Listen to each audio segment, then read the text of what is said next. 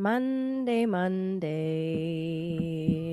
Hello, everybody. Hey, welcome to my channel. My name's Kaylee. If you have been here before, welcome back. If you're new here, hi. Um, so today, I'm actually flying solo today. So, excuse the ums, the ahs, and the awkward pauses, because that's just, that's how I roll. Oh, sweet. I'm going to have to watch that afterwards, my dude. So yeah, that's exciting. What's up? Okay. Hello. Okay, so a little bit of housekeeping before I get into any of the chart and tarot stuff. I don't know how many of you guys know this, but I do custom leather work. And the wallet for Cancer has already sold, so I don't have that to show you. However, I still have one for Taurus. Just so you know, this is genuine leather, hand stamped, original design, ruling planet on the back. And the Taurus one is pretty unique. There's like this kind of like reptilian looking skin. I'm not a reptile, I swear.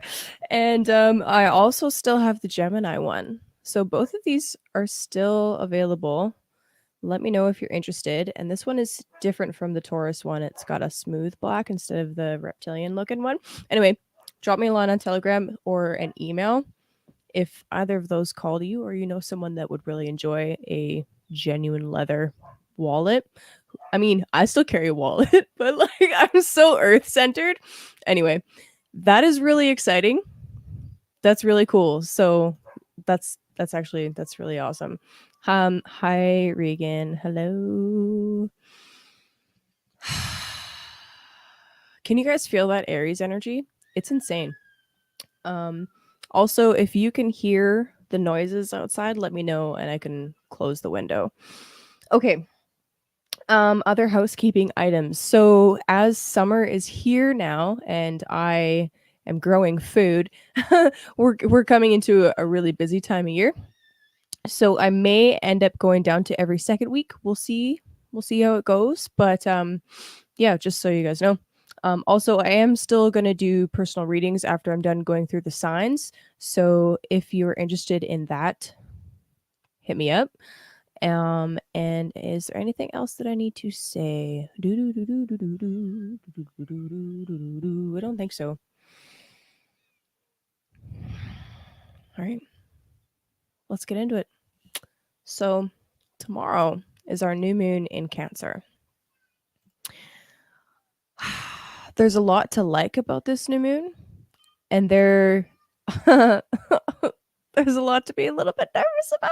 I'm not gonna lie. Yeah. let me just pull it up, okay? Let me just pull it up. Do. Sound effects. That's where it's at. Okay, that's better. All right. Let's talk about this new moon. There are some other spicy transits happening as well, and like immediately afterwards. So I'm gonna touch on a little bit of that. But I'm gonna try really hard to not get lost in the details or the weeds because I'd like to get to the tarot. But okay, so here's the new moon here, right? Sun, moon, and then there's this fun little glyph with a little crescent on the cross. That, my friends, is Lilith. There are 3 Liliths in astrology, just to be confusing. There's Black Moon Lilith, there's the asteroid Lilith, and there's Dark Moon Lilith. This is the one most commonly used. This is Black Moon Lilith, which is essentially, astronomically speaking, the apogee of the moon. So in layman's terms, the moon has a funky wonky orbit, and when it is furthest away from the Earth, that is a mathematically calculated point that we use, and it's called Lilith. That's Lilith. So what is it talking about? Anytime Lilith has a main like conjunction or a heavy aspect, usually a conjunction for how I use it, Lilith is talking about where we have stuff that we can't or refuse to look at. Lilith is this wild and instinctual energy. She cannot be tied down or put into a box. It's a very independent energy. It is essentially the wild feminine, if you want to look at it like that. The more we have like the more of that archetype that we have kind of shoved into the back and we're not looking at and refusing to face or acknowledge in ourselves, the more wild this new moon time is going to be for you. I'm going to leave it like that. There's a lot of interesting themes that come up with this, okay? So with Cancer, let's talk about the nice stuff first, because I want to start off on a nice note. And it's actually, like I said, there's a lot about this that's really beautiful, okay? So with Cancer, we're talking about nourishment, right? We're talking about literally it rules the stomach, the food that we put into our body. Now, you'd think Taurus is food, and it is because it's the five senses and it's the throat and the mouth, other way around. But Cancer's the stomach. So is that food nourishing, right? There's a lot of comfort associated with Cancer. And speaking of like placenta casserole and all that fun stuff, you guys, oh my God. Cancer's mom. Now, something that's kind of interesting as a bit of an aside, something I learned not terribly long ago is that it used to be that Cancer, or the fourth house rather, represented the father, and the 10th house represented the mother. This was back before our current system of things. The reason why is because you know whose body you came out of, but you didn't necessarily know who planted the seeds. So the fourth house has this connotation of being hidden, whereas the 10th house is the most visible. So just saying. So anyway, that's something that I've been kind of pondering over, this concept of maybe this is actually the father archetype. But anyway, regardless, we use it as mom now, and it does really apply, but really it's the main caregiver, the one that provided the most direct nourishment. That's Cancer. So anyway, technical stuff aside, sorry, I like getting into that stuff, but what seeds have you been planting? What are you nourishing and watching grow? There's always a flip side to all of these signs, and a wide range in between the two greatest polarities of how these things manifest, right? There's the nourishing, loving mother, and there's the narcissistic mother, or the mother that has to live through her children, or the helicopter mom that can't let her babies go, right? And I mean, not everyone has a good relationship with their mom either, right? In fact, I'd say it's probably more rare to have a healthy relationship with your mom than not. And I mean, maybe I'm generalizing. I could be totally off base, but some people, that's the reality, is the environment at home is not safe. With Lilith here, for this new moon in particular, there is this energy of I am not being fulfilled in some way. I am not getting the nourishment that I need in some way. There's something missing.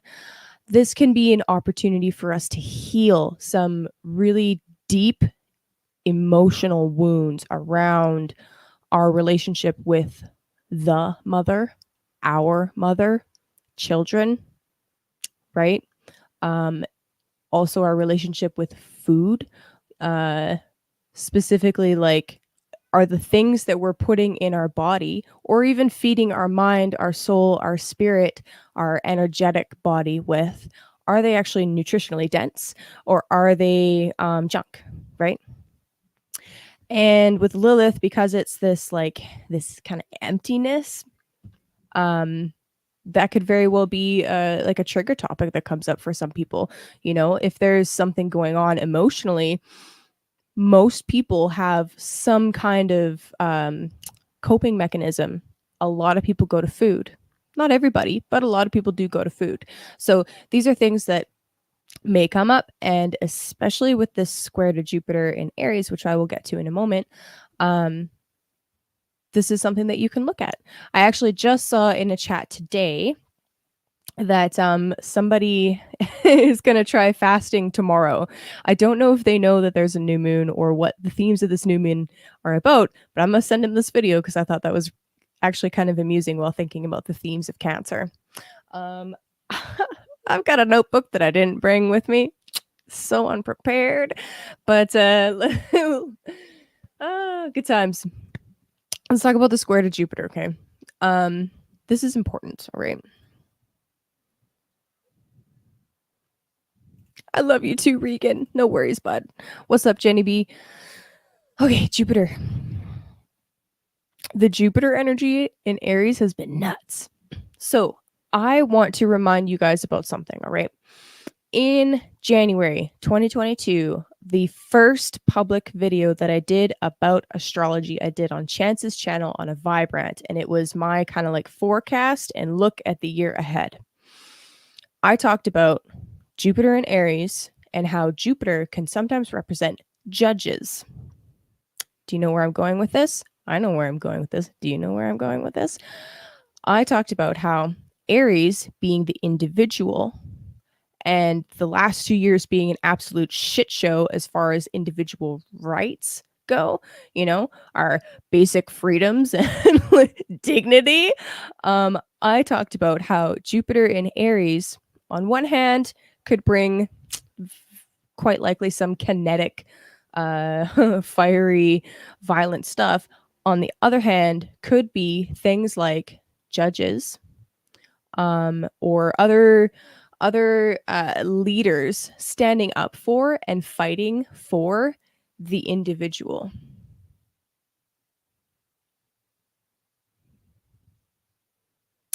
What did we see happen?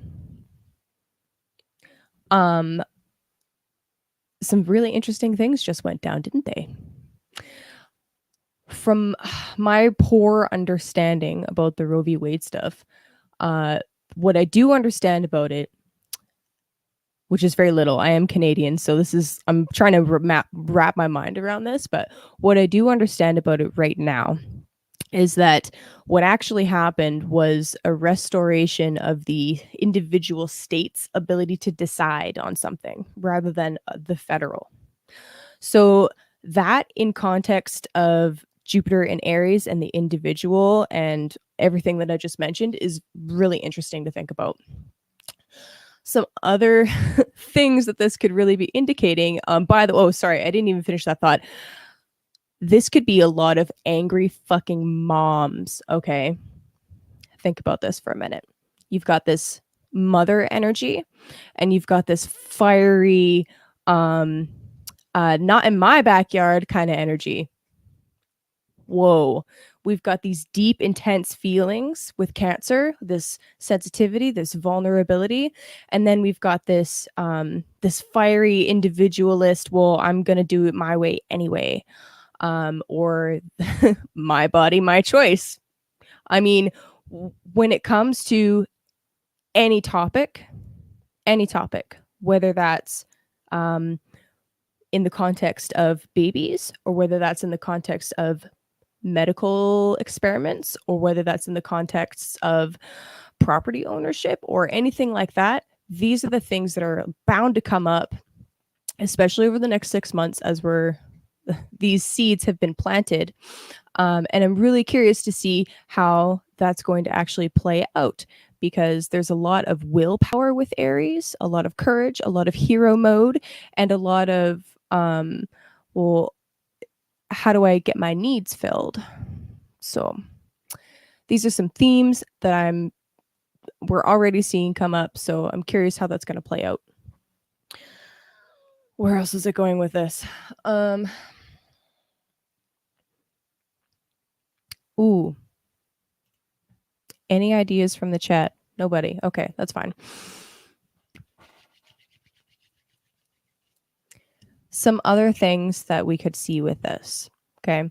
On a more personal basis, something that I've watched play out this week actually is this idea of a child or anybody wanting to go their own way. I think I already touched on this, but I didn't expand on it. Okay. So somebody wanting to go their own way and do their own thing and become independent. And the caretaker role, whoever's in the caretaker role, struggling with being a helicopter mom. Sometimes, like, that can be really painful to be in that position of nurturing something, but needing to ultimately let it go to do its own thing and make its own mistakes and fuck up, even if they're going to get hurt. So that's another thing that could come up. And like, what kinds of projects have you been working on that you need to kind of like let grow on their own? Several ways to look at it, right? Something else is what needs to be potentially cut back in order for it to flourish, right? So something I learned this year that I had no idea about, when you're growing onions, for example, this is a root vegetable, okay? Obviously. If you didn't know, now you know. When you're growing onions, as the bulb is growing underground, you have these green shoots, right? If you want the bulb to grow bigger, you have to cut the green shoots back. Otherwise, it doesn't get any bigger underneath the ground. So cutting it back encourages growth in some way. So this is another thing to kind of like ponder over and think about, like what might need to be cut off. I highly anticipate there to be a ton of confrontation, right? Because you've got, like I said, the will and the feelings and people button heads. Ton of confrontations. So expect spiciness. Really, just expect spiciness. That's all I gotta say. Expect the spice. All right. The other thing that's happening this week that I have to mention is Mars will be squaring Pluto. So this happens about twice a year-ish, depending on where Mars's retrograde happens. Mars's energy, I've kind of been touching on it a little bit with Aries, right? It's the masculine principle. It's to protect, to defend, to fight. It is very sexual energy.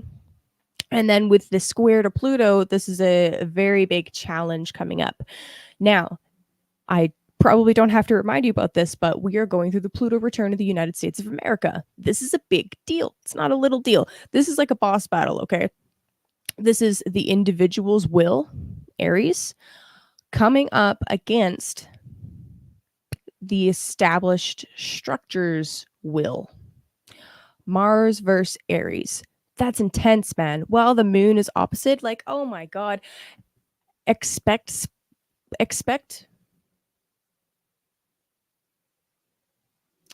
some more confrontation. I don't know how else to say it.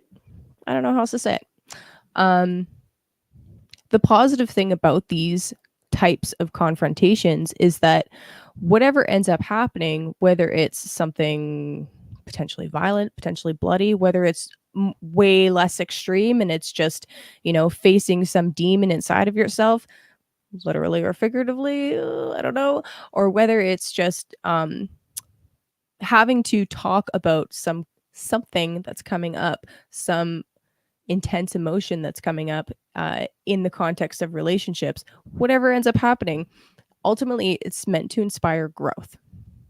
So as you're going into this week, remember that everybody around you is going to be way into their feelings. This is Cancer season after all. And just keep that in mind, don't make sure that like you have proper boundaries with people and you don't let people step on you. But I really feel like this Aries energy is helping a lot of people stand their ground and state what it is that they need, what it is that they desire even. So defend your individuality, basically, is what I'm trying to say. Yeah, dude, I will eat them raw right from the garden. I don't care. Yep. Exactly, Davin. 100%. And you know what's so crazy? I've really been feeling this really intense Mars Aries energy over the last couple weeks. Like I don't I don't know if you guys have noticed. I'm normally not confrontational. I'm really not. I actually have a fear of confrontation, like quite literally. But this I don't know what it is this okay, no, I do know what it is. This last week at least, I've just been saying it how it is. And yeah, it's refreshing. I'm not gonna lie, it's refreshing. It's refreshing.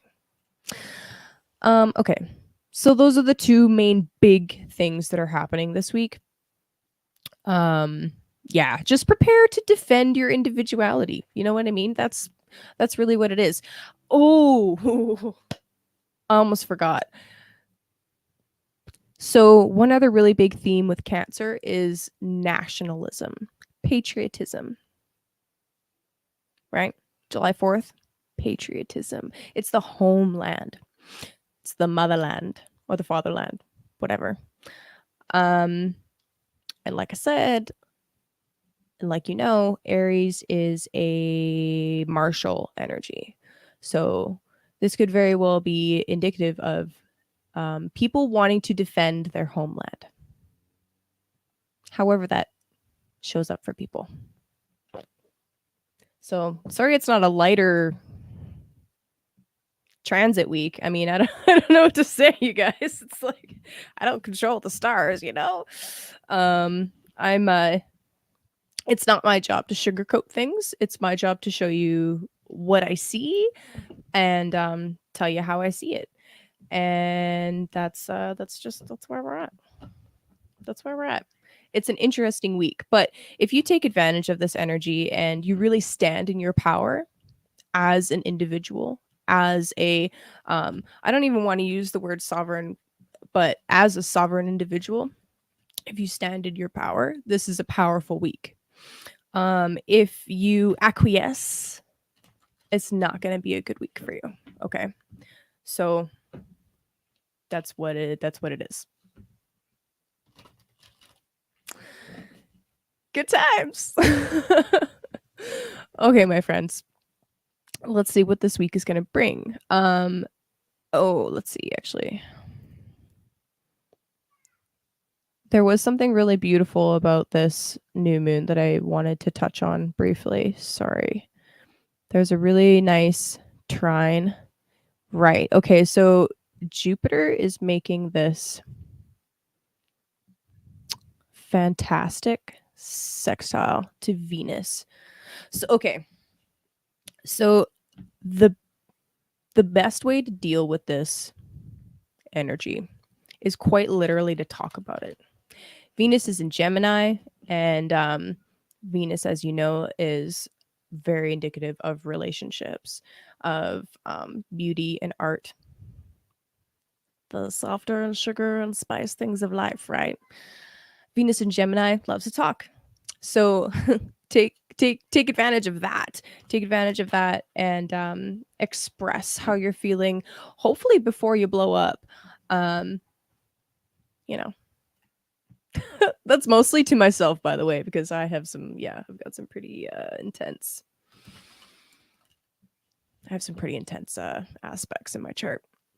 Yeah, right. Holy crap. I never know what to think about that.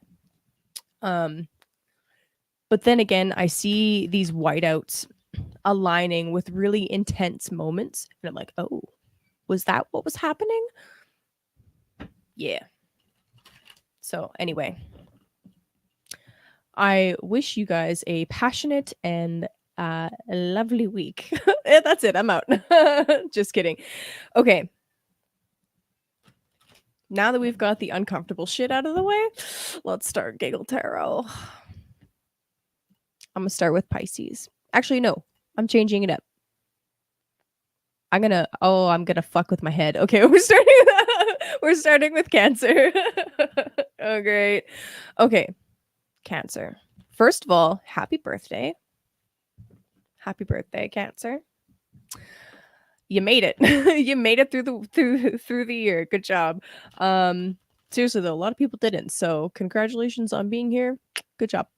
Obviously this new moon is happening in your first house. So what this means is this is an opportunity for you to this is an opportunity for you to step into some new role or purpose in your life.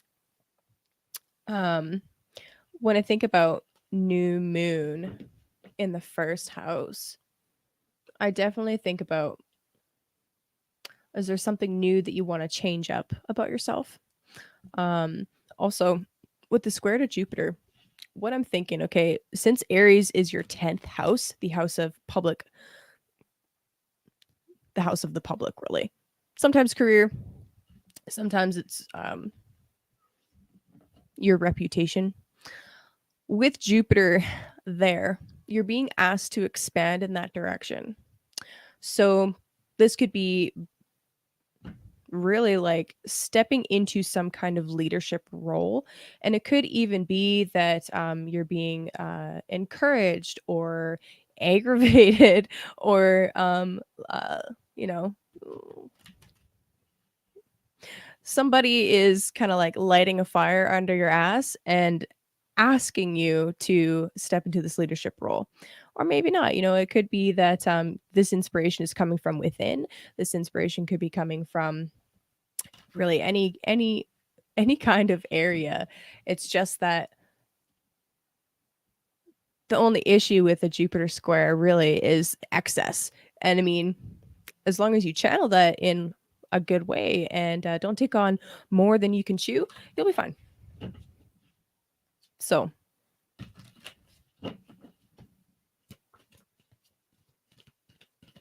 just don't take on too many projects. That's all. Yeah. Wow. Okay. What I just said about not taking on too many projects, Cancer. I got the 7 of Cups for you, my friends. And by the way, I'm using the Druidcraft Tarot today.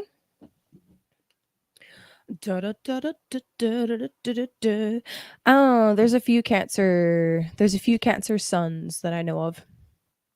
Okay. Like I said, 7 of Cups. Too many projects. Too many projects. Okay. The 7 of Cups can be a really dreamy energy. Sometimes there's too many choices. Sometimes it's that some of those choices aren't even real choices. They're not even real options. You could be getting lost in a little bit of a fog. Especially if you are a later degree Cancer, like your sun is in the last decan or so, it's still technically a 12th house transit for you. So you might even still be feeling a little bit like introverted. And right, me too. It's my favorite deck. Introverted or just not quite ready to show yourself to the world. And with the 7 of Cups, it's really about knowing that you already have everything right beside you. You don't need to look externally for whatever it is that you're looking for. You already have it. And to be grateful for what it is that you have, because it's really actually, garden nails. It's really all you need. So this speaks a lot actually to that Lilith energy in Cancer right now, this hungry energy, this hole or void that can't be filled. It's really important that you focus on healing that, whatever it is that comes up. And so that's your tarot card. I also grabbed an oracle deck. This is honestly, this is kind of weird doing this solo after so many weeks of doing it with Rachel. I'm like, okay, how do I get the giggles in there? Am I funny enough by myself? It's interesting. I also gotta like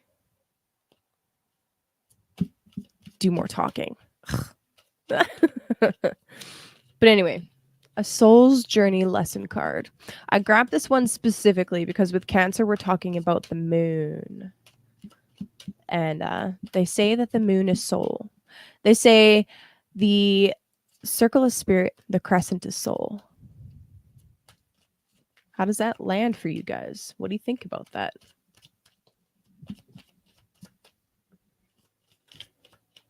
Okay. Any day now. All right, I'm just picking one. Yo, Cancer. Indecision. Too many options. Indecision reads, I use my intuition in all aspects of life. Something tells me that with all this fire and water energy, you're not going to be able to use your beautiful intellect in the same way. Hey, totally, right? Yeah, take notes. Anyway, like I said, you may not be able to use your intellect to make the decision, right? It might be that it's too foggy. Like I said, might be too many decisions. So tap into your more than adequate intuition and learn to trust it.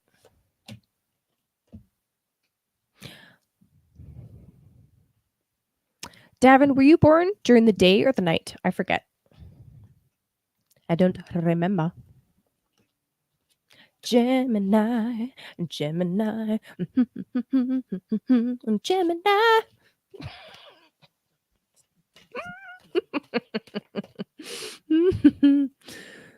I love Gemini energy. Oh shit. Okay. Gemini. All right. So, like I said, I forgot my notes, so I'm doing this from my brain. Gemini. Cancer is your second house. Second house. This new moon has to do with the food that you put in your mouth, very specifically. Second house is our possessions, what we put into our mouth, what we consume, our values around what we consume, our possessions, how we get and spend money. Please don't go retail shopping. Try and avoid retail shopping and sit, or retail therapy rather, and sit with those emotions.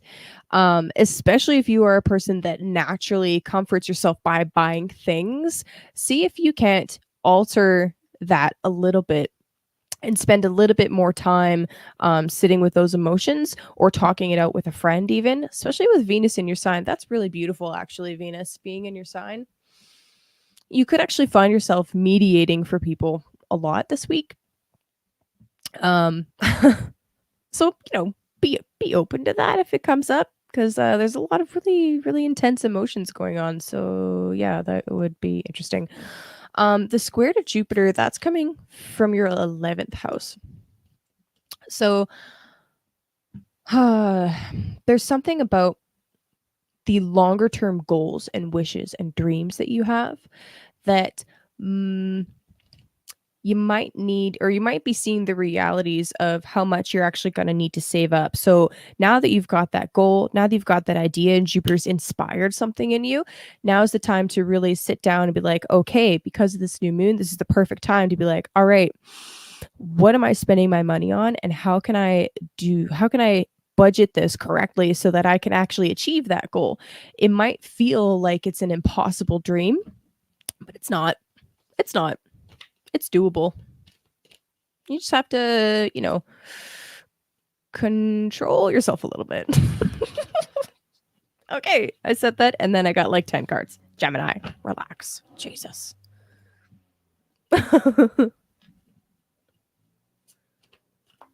Oh, really? Okay, that's really funny because it wasn't you that I was talking about, but that's hilarious. Yeah, but what time? Oh, day. Okay, gotcha.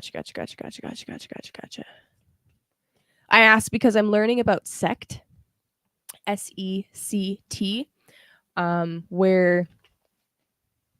Okay, Gemini. Wow. So sect, day or night charts. Apparently, in Hellenistic astrology, traditional astrology, If you were born during the night or the day, it mattered a lot because it made you a sun or a moon person. I just learned this. I think it's really fascinating. And I've always resonated more with my moon sign now that I know what my moon sign actually is than my sun sign. I'm a night chart. Night chart. So anyway, just really curious. Okay, sorry. So Gemini. I'm getting distracted by the comments. Oh my god. Gemini. Like I said, you could be acting as a mediator for people. Five of Swords is an interesting energy. Sometimes this is like some kind of defeat. Like literally in one of my decks, it's called the Lord of Defeat. I'm like, whoa, that's kind of sad. Ha! Ha! If I let you on this time, Chance, you mean? Anyway, so Five of Swords. With all of this crazy Mars Aries energy, especially after the last 2 years of, I'm not even gonna give it a dignity of words, you might need to address some things, maybe some value discrepancies with friends in your wider social network. In addition to that, it may be that you might have to sacrifice certain things, certain either possessions or standards, maybe even, in order to achieve that long-term goal that you're dreaming of and thinking about. Anyway, Five of Swords. So, what is the Oracle card? Yeah, dude, it's because Cancer and the moon is the stomach. It's the stomach. Taurus eats for the pleasure of it, right? Like, this tastes so good. Like literally, that's literally me. I could eat way too much fucking food just for the pleasure of eating food. But yeah, Cancer is like the stomach, so you know. Okay, Gemini. So with your Five of Swords, you got blame. Interesting. I accept responsibility for my well-being. Oh, you could be beefing with people in your wider social network, and there could very well be something that goes down where it's like you really want to point the finger and be like, if you hadn't have done this and this and this, I would be doing this by now. But it's really important. It's really important to make sure that you're owning up for your side of things, right? If it's a money thing, it's your money. You decide how it's spent. If it's a basic value thing, if you don't communicate those values in the first place, how do people know, right? So just some thoughts for you, Gemini. Yeah, just some thoughts for you, Gemini. Spicy week, Jesus. Spicy. So spicy. Taurus. We started from Cancer and we're going backwards. That's so funny. It's chaos. Taurus. Cancer is your third house. This is the house of siblings. Ooh, spicy stuff with the siblings. Ooh, okay. Sorry. This is the house of your siblings. This is the house of communication. This is the house of short distance journeys. Not journeying to a foreign land, journeying like maybe a town over tops. Usually just like around the house in the neighborhood. So when it comes to a new moon with Lilith in the third house, there's definitely the theme of communication coming up. The square to Jupiter is coming from the 12th house of the subconscious. It could very well be actually that your subconscious is trying to speak to you through your dreams and you need to pay attention. But oh, sorry. I'm laughing because I just got some mugwort tincture from Michelle and wow. For real. Okay, anyway. Third house new moon, okay. This is definitely about making sure that whatever seeds you're planting as far as communication with others goes, that You're being fair and honest with people and forthright. Sometimes Lilith can bring in a very reactionary energy. And, you know, as you are communicating your feelings, Cancer, they're try not to judge yourself or shame yourself if you have needs and they're not being met, right? This is definitely a theme with Cancer in general, is like you have needs because you're a human, and having needs, does that make you needy?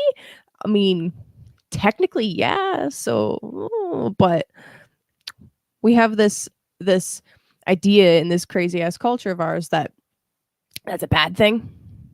But see maybe where you can meet some of those needs yourself, and make sure that you're not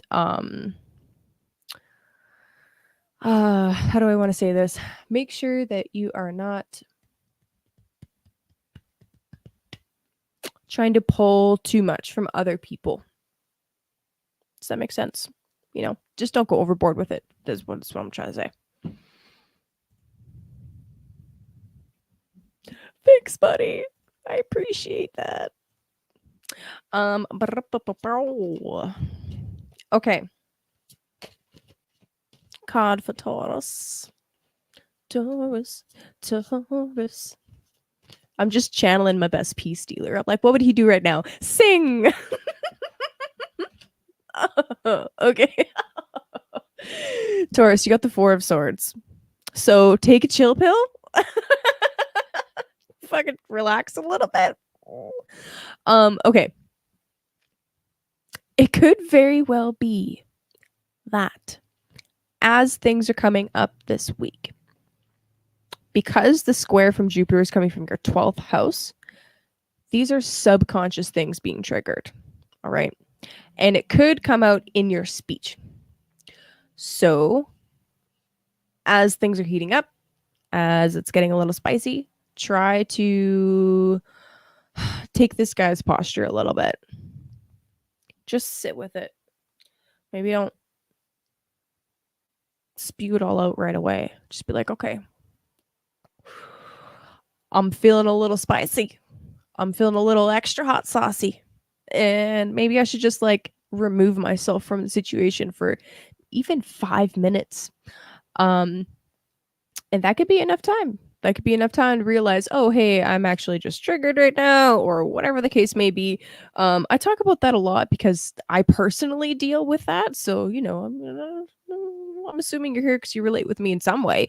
So just relax.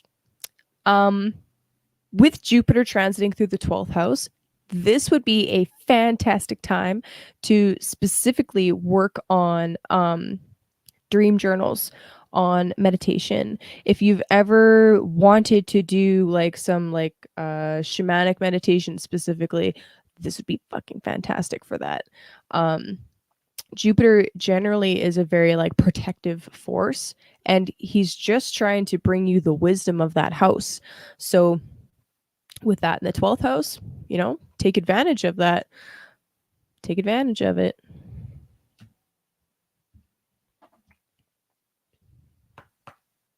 Da-na-na-na, da-na-na-na-na. Taurus Oracle card.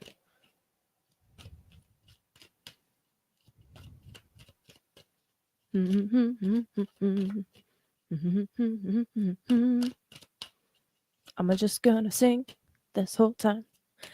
Whoa. Oh, shit. What the hell, Taurus? Okay, wow. Hello, my friends. Is it you and your wife, or you and your husband, or just the one of you today? This is so exciting. That's what's up. Okay. Taurus, I don't know what the fuck's going on, but you got death. Do you have any 8th house stuff going on? Hold on.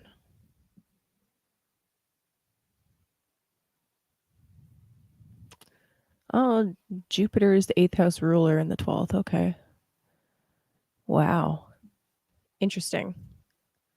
I am learning that endings are merely beginnings. Let me say that again. I am learning that endings are merely beginnings. The end is the beginning, is the end is the beginning, is the end is the beginning, is the end. Remember what I said at the beginning here? Okay, sorry, I said a lot of shit at the beginning here.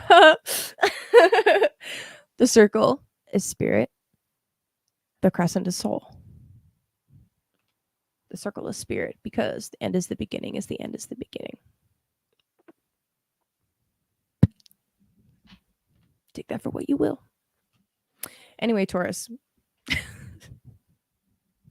to be a little bit more forward and precise with you, essentially what this is saying is there's some deep contemplation that you need to be doing at this time. And hey, would you look at that? My circle light. Hey, nice.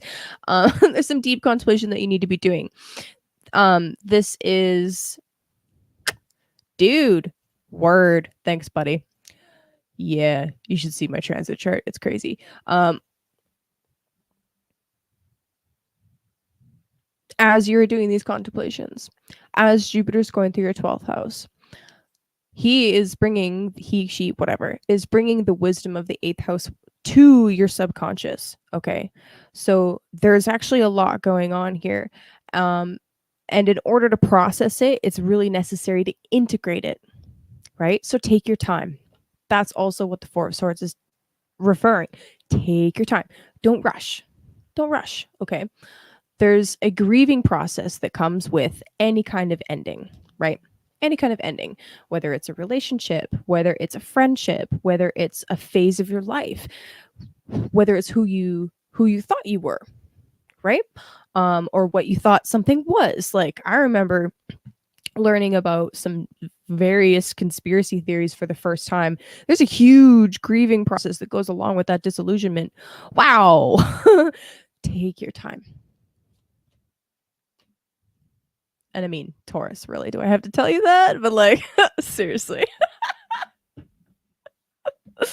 Yep.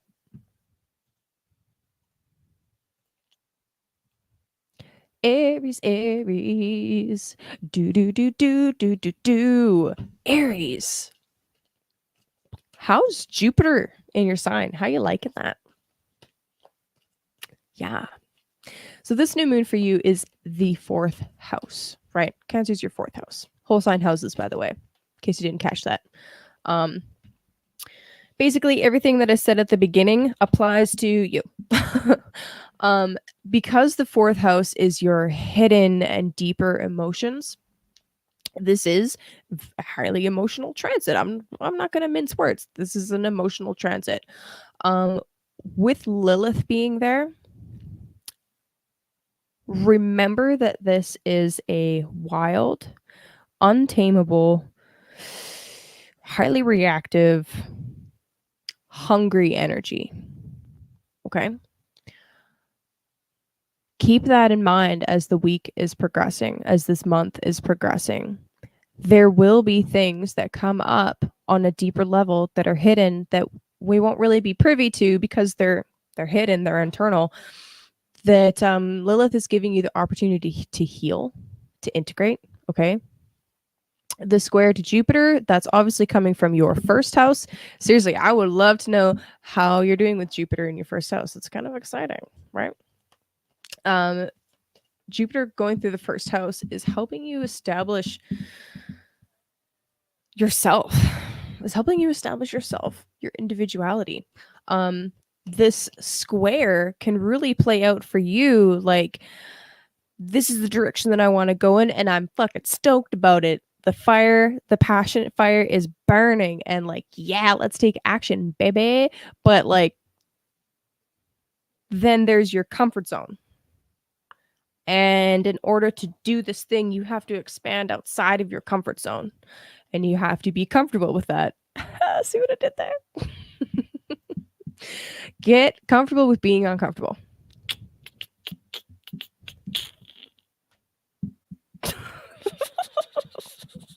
Good, Chance. I'm glad. Okay.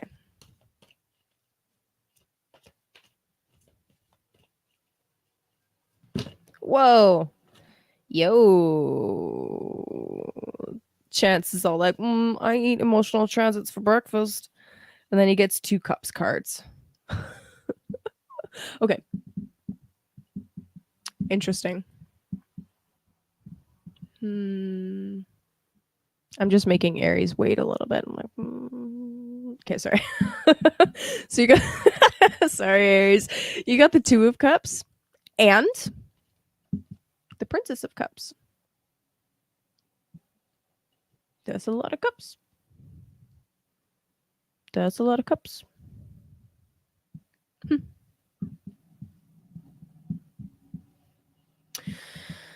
The importance of this transit. Okay.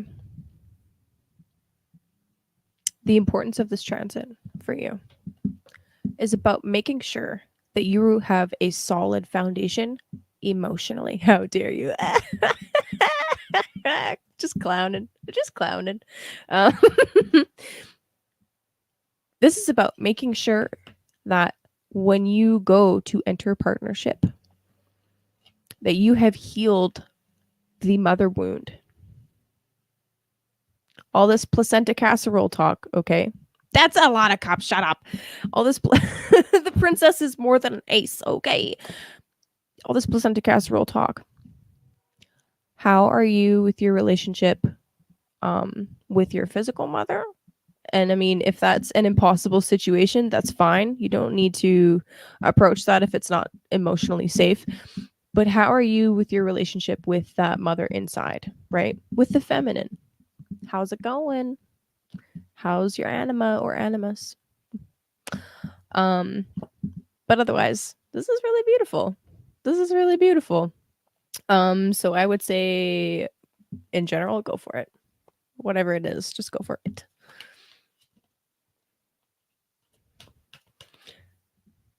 I love that. So that's great. You don't represent every Aries ever, Chance God. Seriously. Oh, shit. Okay. Why are you getting 2 cards? What the hell? Okay.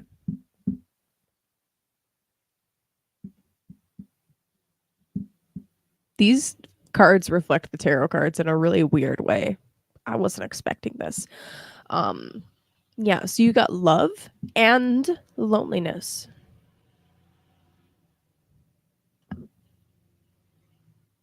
Love and loneliness. Love says, I commit to the practice of seeing the good in all things. Loneliness says, I know that I am never alone. Wow.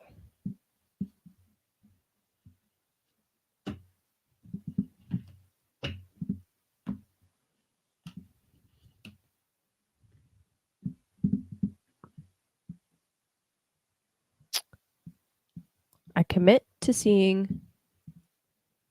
the practice of seeing the good in all things, and I know that I am never alone.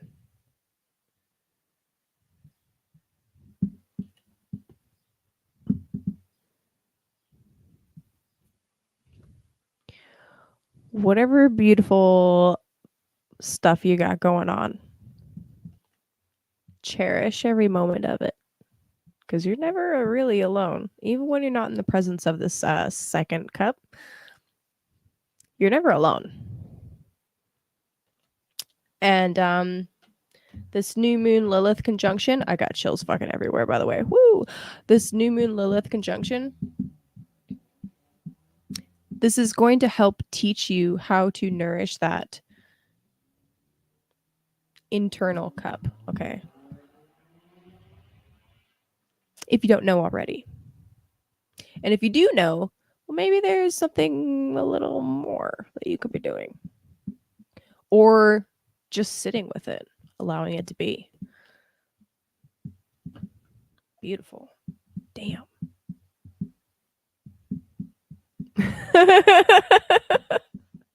Well, guess what? Mr. Snake Jones isn't here right now. Yes. Cancer is the roots. Okay. Pisces. Pisces, Pisces. I love you, Pisces. All right, my dudes. This is a 5th house transit. Fun. The fifth house represents romance. It represents children. It represents the things that we love. Artistic works, especially for you, Pisces. So this could actually be a fantastic time to start something new that is artistic. If you haven't or you're not working on anything, do something now. Hell yeah. Absolutely beautiful. The square is coming from your second house. So it might be something like you could have an overabundance of materials to work with, and it's like, what do I do first? There's too much. It could be biting off more than you could chew. There's too many projects, too many things on the go. How do I even choose? It could be, really wanting to pursue some kind of romantic involvement with somebody. Fifth house, right? But at the same time, realizing that there is this just something about it that is not quite fulfilling. Like, there's a piece missing. Or a piece that is really distant and far away that's like it's just not satisfying in some way. And then the square to the second house can be like,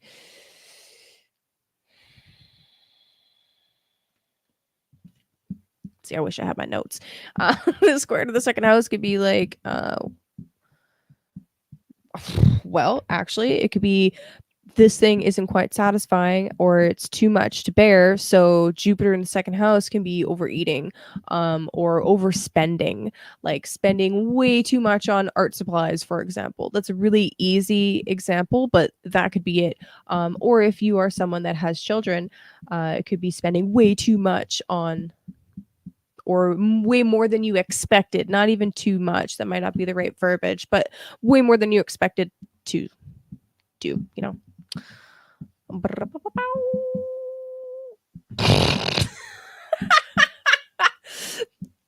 Chance, you didn't have to say that and confirm anything for everybody, okay?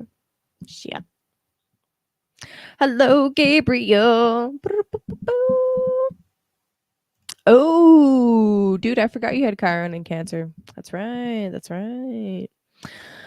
Hello, Gabriel. I am excited to watch your show, Gabe, with Chance. And there's no way your last name's Peters. You didn't give your real name. Psh. I don't believe you. Aquarius. Okay, Aquarius. Aquarius. Okay. Oh, I didn't do cards for Pisces. Sorry. I got distracted. Sorry, guys. Back up. Back up. Pisces cards. Sorry, Pisces. It's not like you're like too ethereal or just like hopping between realms and dimensions and shit or anything. Maybe if you didn't do that, I wouldn't forget you. Just kidding. I actually love Pisces energy.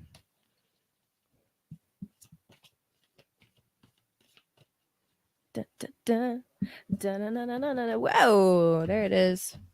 Whoa, the 10 of Cups.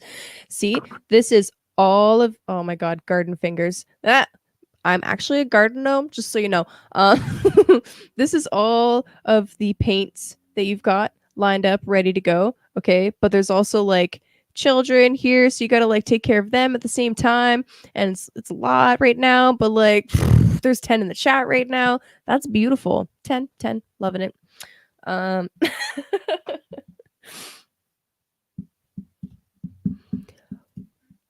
That's hilarious. That's hilarious. That's fucking hilarious. Okay, seriously though. 10 of Cups, beautiful energy. This is actually a Pisces card, third deacon of Pisces, ruled by Mars. So 10 of Cups. The only potential downside to this, like I said when talking about the astrology, is that there's the possibility of just taking on more than you can chew. Too many bites. That's it. Are you talking to me? You talking to me? Discipline, Pisces. I can accomplish what I set my mind to. You got this, Pisces. You got this. This is beautiful. This is freaking beautiful energy. No complaints. None at all. You got this. Oh, okay. Well, if anyone is curious, I'm not Pisces, but I do have Neptune in my first house conjunct the moon. That's basic. That's a lot of fucking Neptune. I have a love-hate relationship with Neptune. We're not friends right now. That's gonna bite me in the ass later.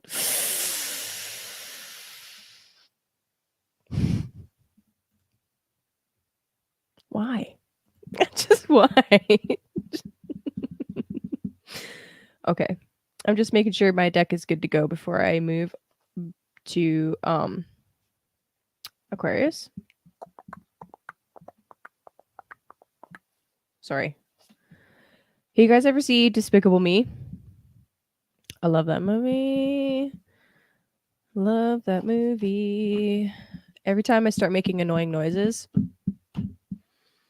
I think of that one scene where they're taken home by the dude guy because he adopted them. And he's telling them the rules of the house, like, don't do this, don't touch anything, don't do this, and no annoying noises. And the littlest girl looks at him and is like, is this an annoying noise? Just like hits her cheeks a bunch of times. That's me. Oh, shit. Good stuff. Anyway, Aquarius. Dude, let your freak flag fly. You know what I mean? That's the most important thing. Let your freak flag fly. Okay. Aquarius, this is a 6th house transit. So Cancer is your 6th house. The 6th house rules things like your daily routine and habits, your health, service, pets.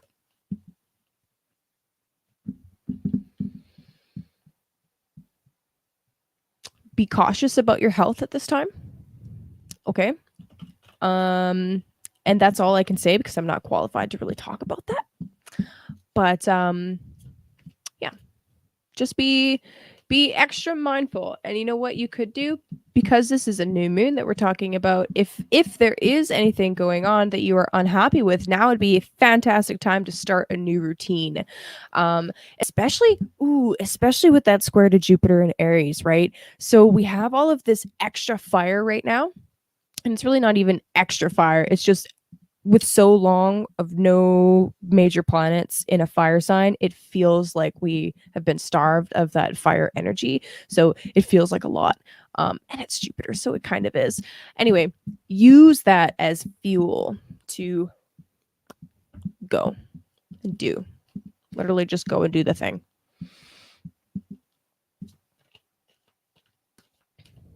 Specifically, that Jupiter square in Aries is coming from the 3rd house of communication.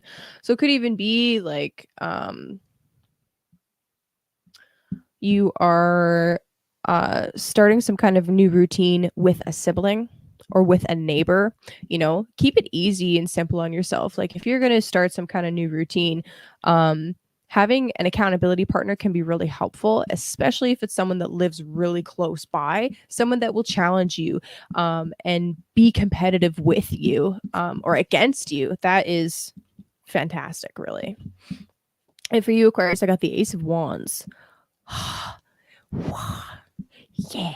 Seriously though, Ace of Wands. That's pretty sexy energy. I'm not gonna lie, that's fucking sweet.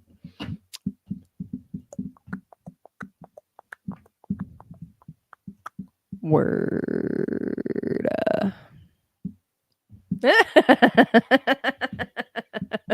Good. Because that's me. Wow, Ace of Wands. Okay. Ace of Wands.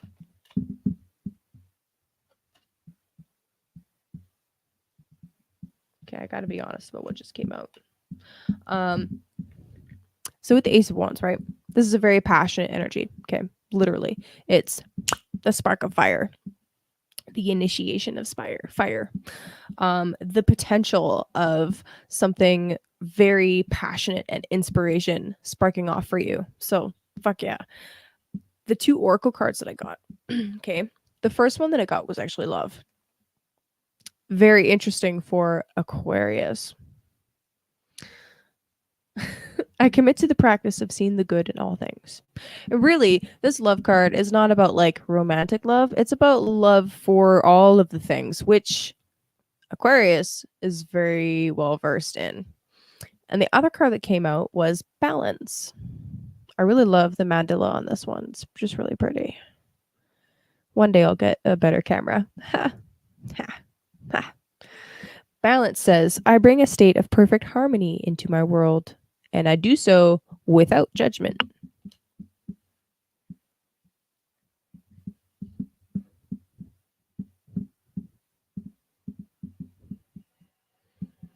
Oh, that's cute.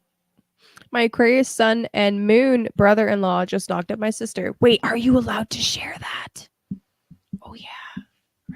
Are you allowed to share that? Chance. That's really fun. I'm going to look at her transits now after we're done. That's okay. This message brought to you by Jupiter and Mars and Aries. For real. Capricorn. Oh, hey, Capricorn. So, Cancer is your 7th house, the house of partnerships, one-on-one relationships. Okay. Any kind of committed partnership, not romantic flings, committed partnership, whether that's a business partnership, whether that's someone that you're moving in with, whether it's something that, an open enemy. Those are the like main significators for 7th house. Whenever you are talking with someone on a one-on-one level, it's technically the 7th house. With Lilith here, it's really important. Okay. Wait, fuck that. I'm not going to say that. What's really important is that this is giving you an opportunity to heal something, especially if you are any of the people with Chiron in Cancer. This is giving you an opportunity to heal something from within about how you show up in partnerships. Yeah. New moon could sometimes mean that you're starting some kind of new partnership, whether it's bringing someone new onto your show. That's a possibility. I've got some plans for you guys later this month. Just saying. Whether it's just a new phase, a new chapter in how you deal with somebody else that you're in partnership with, right? For example, I'll give you an example, okay? As a Capricorn rising, this applies to me very much so. I'm bringing new people onto my show, but more importantly, I have partnered with somebody to start a business with. So this is very much her and I coming together to move to the next level of seriousness in our like business partnership. So that's one way that you can look at it. But again, remember this energy of Lilith, this hungry, wild, unfulfilled energy that requires you to look at something. So keep that in mind. The square to Jupiter is coming from the 4th house. So all of this really intense, fiery Aries energy in the 4th house, things are heating up at home. There could be arguments. There could be just things coming to the surface that are, a little more Martian in nature, have fun. It's important to address these as they come up. Don't sweep anything under the rug because that is how you aggravate something like a Lilith contact. So keep that in mind, Capricorn. Well, it's not a secret now. Shit. Okay. Capricorn. Do do do do do do do do do do do do do.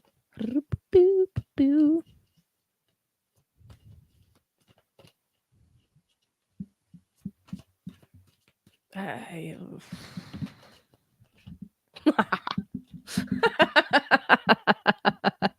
Okay. What? How does this even make sense? Hold on. Hold on.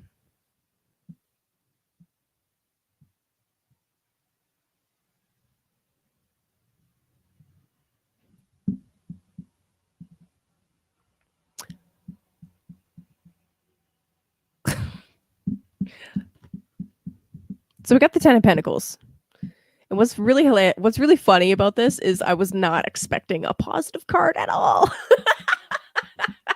And that goes to show you, like, it's important what kind of mindset you come into these readings with. And it's also important to realize that I'm not pulling cards just for the people that I know. I'm pulling cards for anybody and everybody. And these particular signs, this is for the Capricorn energy. I get this feeling that whatever kind of partnerships you're starting at this time and whatever kind of issues you're running into at home, it's setting you up for something way bigger and better later on. So with Jupiter in the 4th house, okay, in Hellenistic traditional astrology, all right, the 4th house is the end of the matter and talks about the wealth or lack thereof that you're going to have at the end of your life. It's kind of complicated to explain it right now, too much details, but Jupiter here right now is trying to help you expand in such a way so that when you are finally, ready to retire or whatever, you actually have something to retire with. So don't be afraid to expand. Also, don't be afraid to leave the comfort zone that you're in. And don't be afraid to, confront things as they come up, because you will be rewarded in some way, whether it's something physical, as the Pentacle suggests, or whether it is with community, but the right kind of community. So I just got blame. I accept this is such a Capricorn card.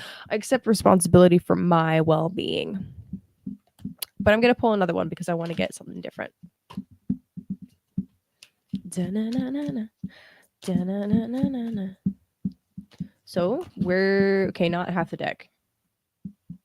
Where can you take more responsibility for yourself? It's kind of hilarious, actually, asking Capricorn that. Capricorn, where can you take more responsibility? Is ruled by Saturn. But really, seriously, think about that. Is there anywhere where you're blaming the other party for something? That's important, especially with the new moon in the sign that is opposite you. Regret. I know that I cannot change the past. And I accept responsibility for my well-being. So like I said about this being one of the first things I said about Capricorn was this is a potential to heal something about how you show up in relationship. I know I cannot change the past. I accept responsibility for my well-being. And when you do accept responsibility for your well-being, kaboom! 10 of Pentacles, baby! Need I say more? Need I say more?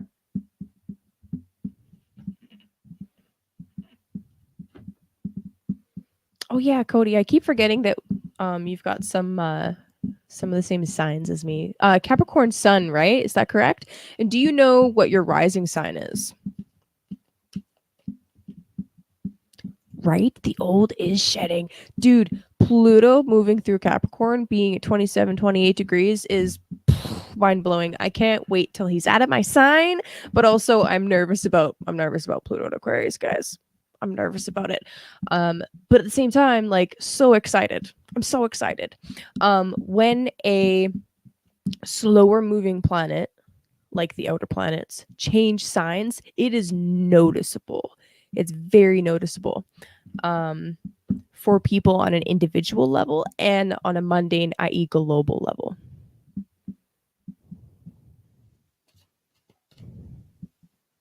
That's a great question. Why don't you do some research and let us know? Okay. Sagittarius. We got. Okay. Sag. The Cancer new moon is happening in your 8th house. I had to think about that for a sec. So, 8th house. This is the house of inheritances. This is the house of the hidden, death, taxes. Super fun things like that. The 8th house isn't fun, but still a necessary part of life, right? So, new moon in Cancer in the 8th house. What would be super fascinating? Are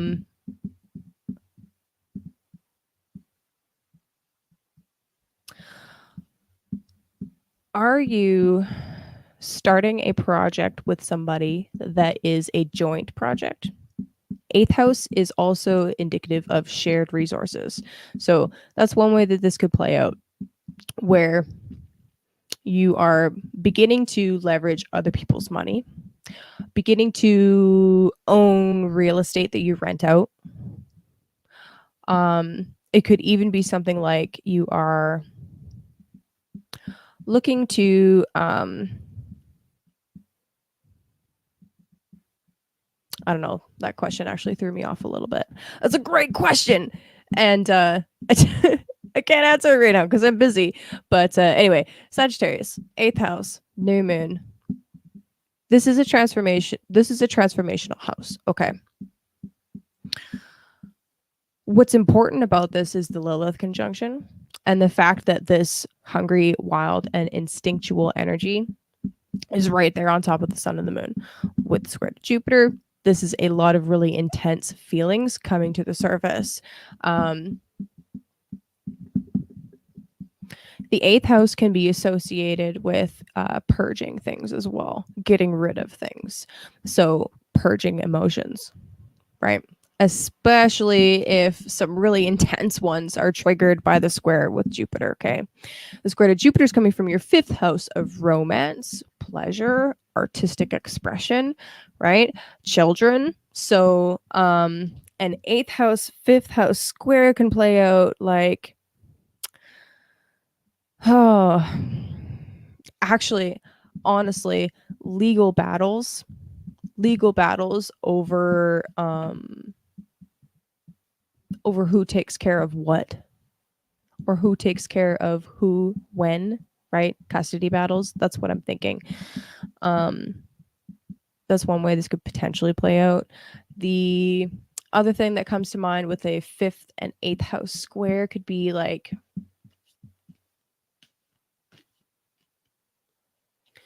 you really want to start this business, say, because 5th house can be like a small business. You really want to start this business, or you're working towards it, and it's a lot on your plate right now. Jupiter, expansive energy, a lot going on, right? And then the square to the 8th house can be, well, you have taxes to pay, right? So how are you going to work with that energy? 8th house can also be, well, some kind of ending comes up, right? Transformation. Maybe somebody actually dies and you inherit something, or you owe something. That's 8th house energy. It's not exactly a fun transit. It's not really a very fun transit, but like I said, I'm not here to sugarcoat.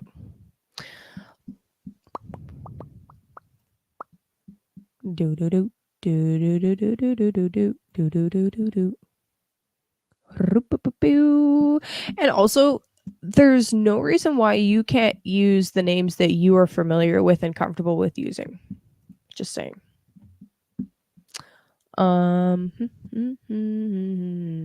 Caps on Leo rising. Oh, fun. Also, hey J-Lo. What's up, J-Lo? Hey. Could it be owed from a lawyer? Yeah, absolutely. It could be. That's possible. Okay, Sag. Tarot cards. Sorry. So, speaking of Sagittarius, you guys remember what I was saying about the full moon Sagittarius and Gemini season 2 weeks ago? I was like, hey, pay attention to your dreams. This is a big deal. Square to Neptune. I had some crazy dreams this week. Crazy dreams. And it relates directly to Sagittarius because one of my dreams, I lost an eye. Literally, I lost an eye. Sagittarius is IC. It's the vision quest. So I literally lost an eye in my dream. And it was very vivid and very intense. And right before I had that dream, this pimple came up right in the middle of my forehead here. And it won't go away. And it's kind of like, I mean, I don't know. I don't know where your pineal gland is, but it's kind of like right in the middle there. It's driving me crazy, you guys. But yeah, that was some crazy fucking dreams. Sagittarius got the 4 of Pentacles. Interesting. 4 of Pentacles. So you know what I was saying about like owing money and shit like that. One way that the 4 of Pentacles could play out is here you are with your like small business, right? A little enterprise selling your art or whatever the fuck it is. Okay, you got your small business.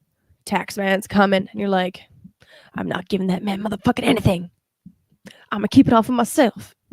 That's one way it could play out. Seriously though, that could very well be getting some kind of inheritance. Okay, that could be 4 of Pentacles as well. The 4s imply a stability, right? Some kind of long-term investment. That's what the 4 of Pentacles is to me anyway.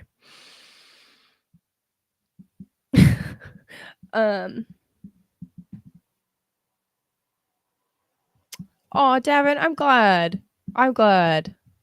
That's good. Dude.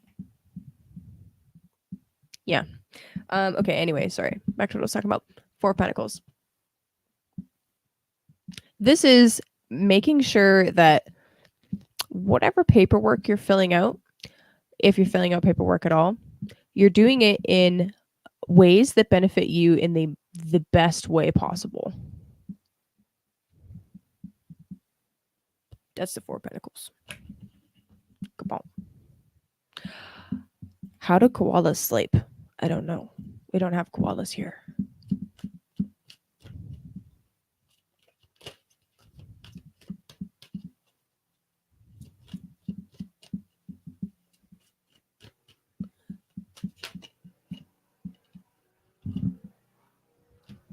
Okay, so this is the 3rd time blame has come out. You guys, this is serious. I accept responsibility. Period. Say it with me now. I accept responsibility for my own well-being. Because of this really intense Cancer Aries energy, people are going to be lost in their feelings, reactive as fuck, and it is so imperative that you keep as cool of head as possible, right? But I wanted a different card. Gabriel, don't joke about that. I am open to seeing both sides of a situation, empathy. Yeah, exactly.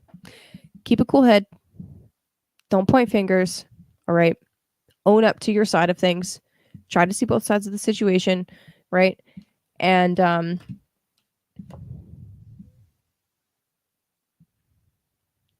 Don't get your knickers in a bunch, I guess. I don't know. Oh, gotcha.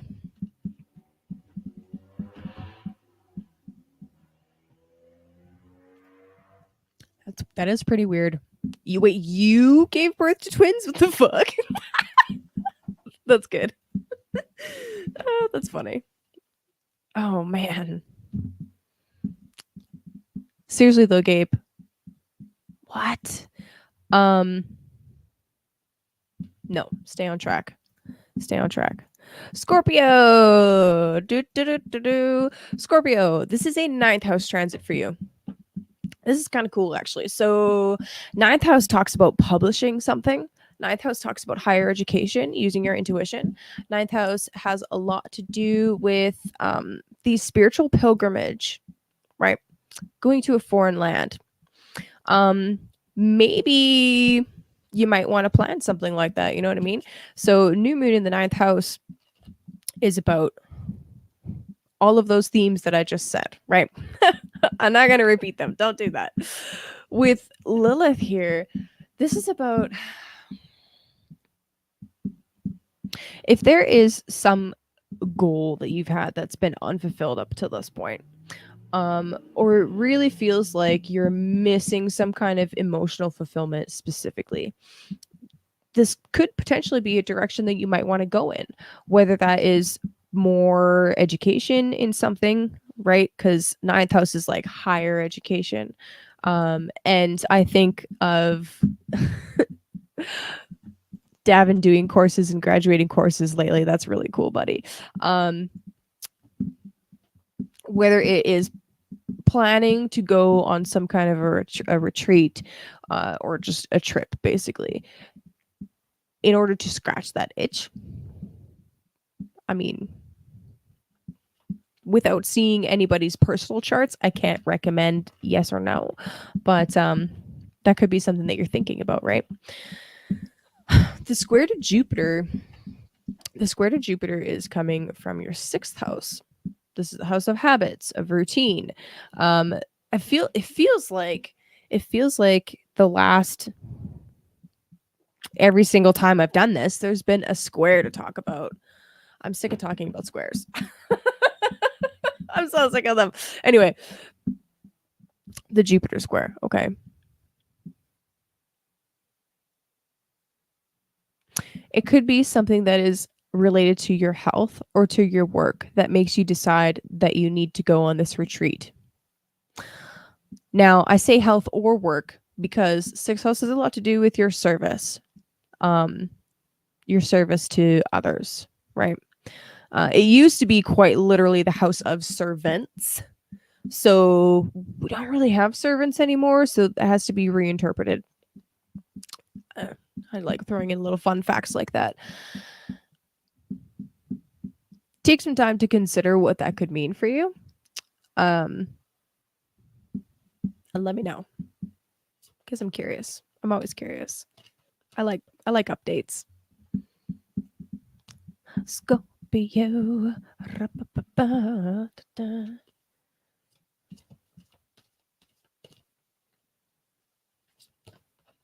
Weird. Yo, just saying. Okay. Yo, this gets really tiring after a while. Shout out to everybody that does this for like several hours at a time. It's a lot. Okay, Scorpio. That was like 10 cards, okay? How about like 1? Okay, I'll accept 2. Scorpio.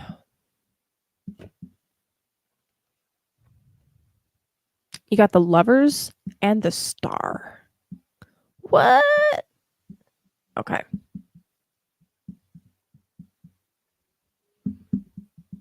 Wow. This is you deciding that this dream that you've had to do this thing, to get this higher education, this learning, and publishing something about your work, this is you stepping into that right now, okay? And really putting out something that is beautiful, that you've put a lot of work and effort into, something that is really allowing your uniqueness and your eccentricities to shine. Here's the thing, Scorpio.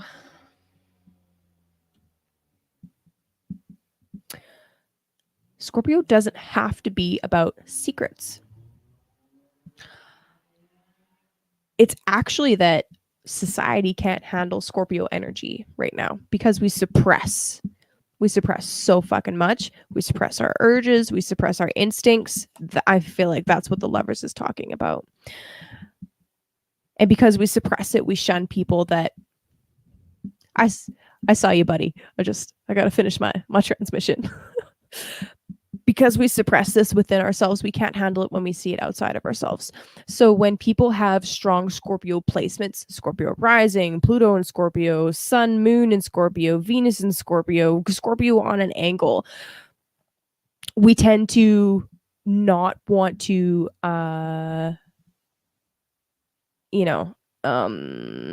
we can't face it.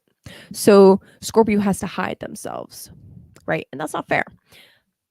What I'm really hoping here is that you're realizing that there are people out there that don't think that you're too much. There are people out there that really do want to hear what you've got to say, that really do want to hear the beauty and the elegance and the intensity because they resonate with that. That's what I'm learning. I have a hardcore Scorpio placement. I got it on my MC and Pluto. It's like, it's the most visible fucking planet in my goddamn horoscope. But here you are, So it is draining. I need more tools and strategies. Give me a minute. Actually, that felt really good. Hold on. Wow. Nice. Yeah. Anyway, Lover's card is beautiful. Just putting this out there. Might not happen. But if you do go on a pilgrimage, I mean, just saying. I'm going to leave it at that.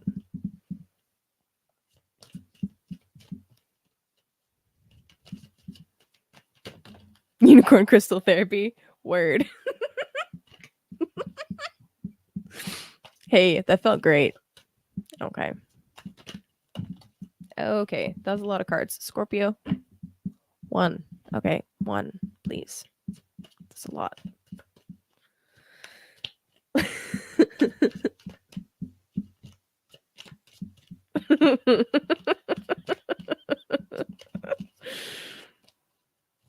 See, you just do weird shit and it's like the right people will accept you, you know what I mean?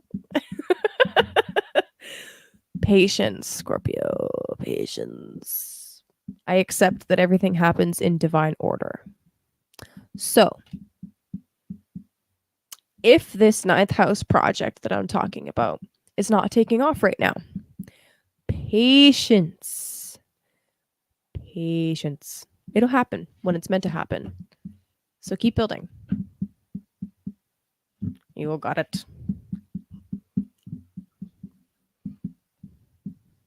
I love doing crystals on the forehead. I got another one here.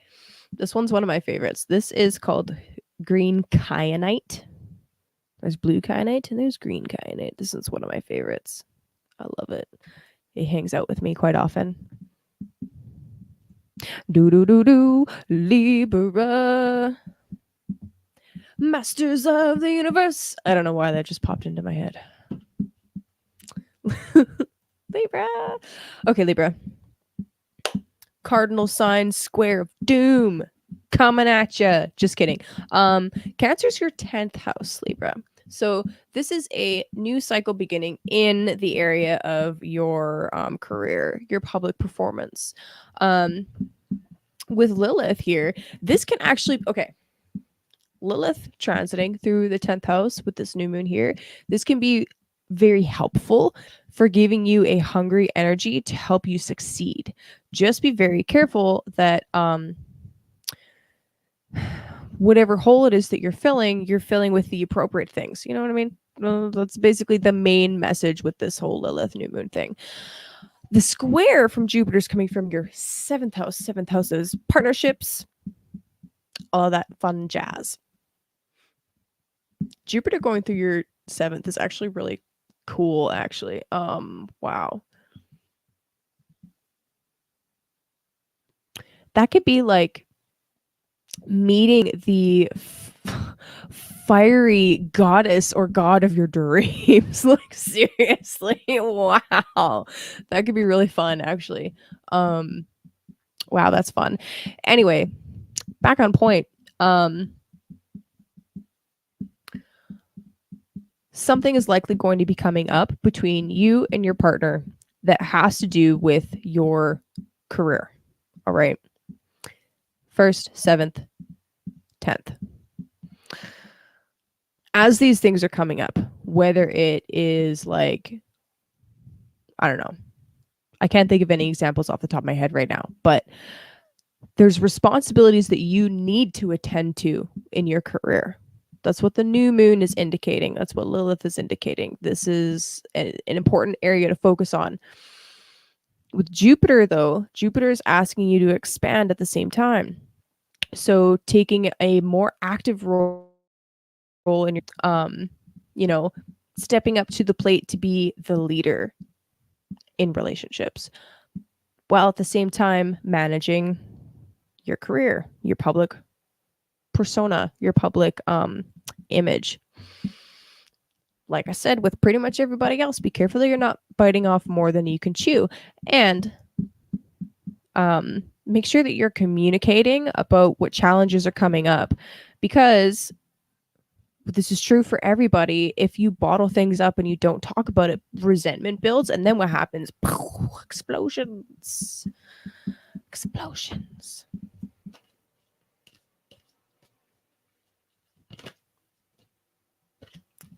And for you, Libra, fucking hilarious. I got the Moon and Libra card, the Two of Swords. Interesting.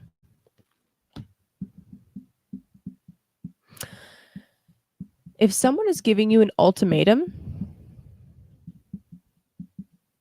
fuck that clown. That's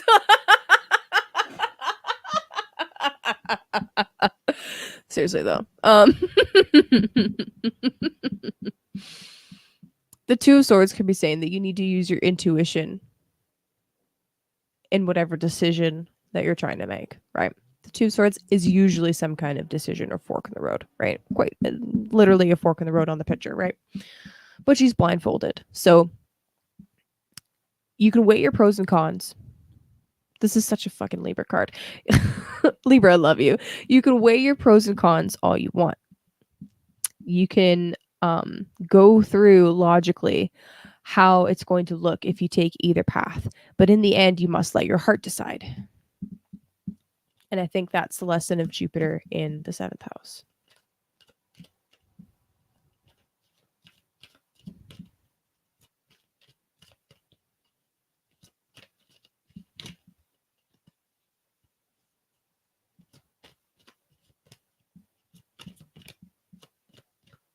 Oracle card for Libra, please. That would be nice. This one wanted to come out. Imagination. I embrace and nourish the creative aspect of my mind. Imagination and intuition are very closely linked, my friends. Just saying. Just saying.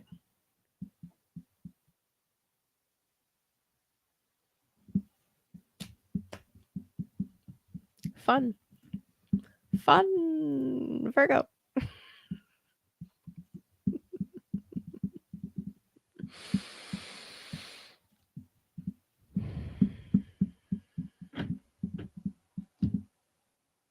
Virgo. This is an 11th house transit for you, Virgo.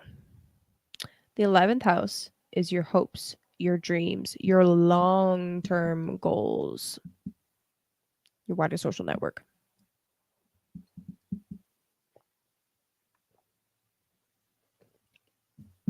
Water.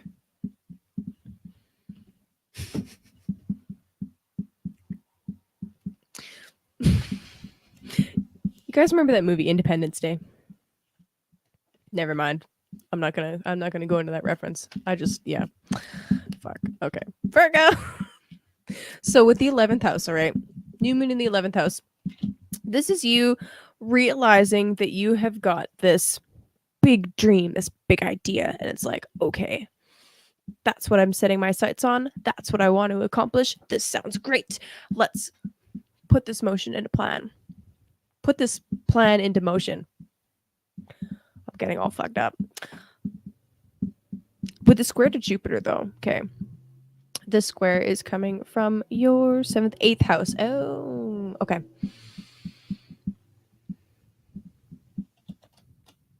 So when you go to make this plan, when you go to set it into motion, you're going to need to employ the help of other people. 8th house is shared resources, okay? Shared resources, inheritances. It's really warm. I gotta put my hair up.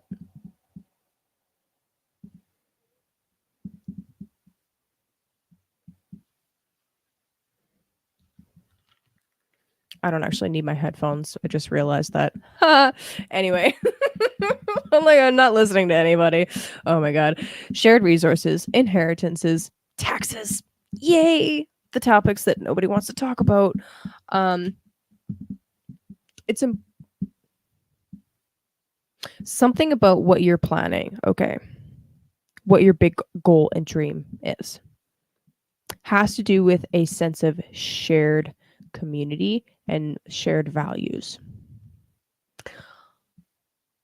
It needs to bring in people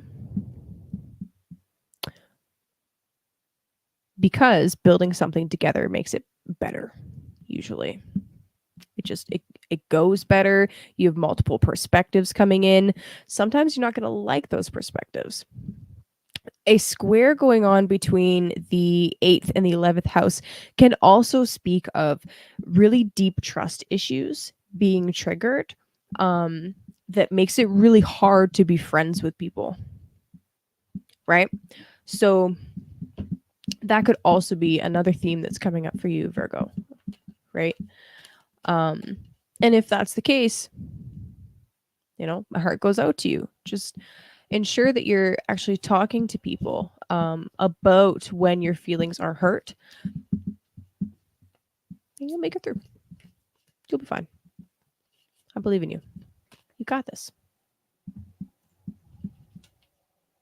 What's up, Mario, in the chat? Da da da da da da da da da da da da.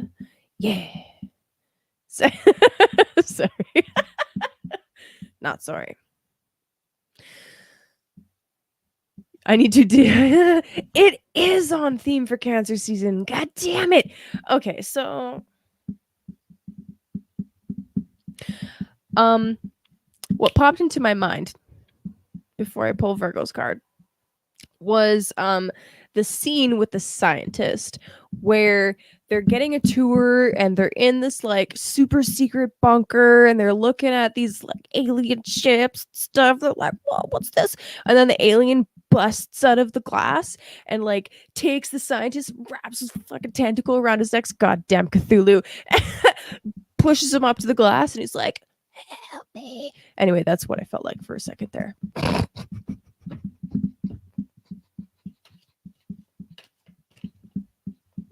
See, that's why I didn't need to explain it. It was just like, okay.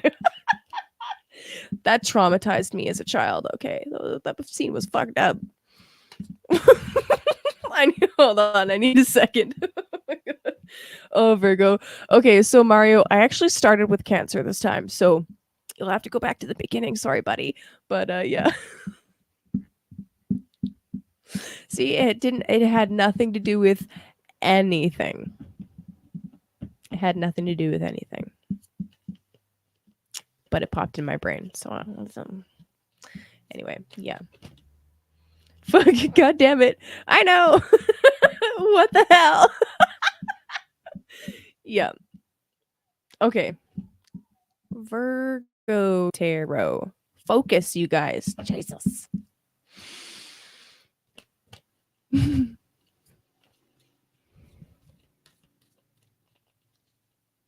Virgo's just like, oh my god.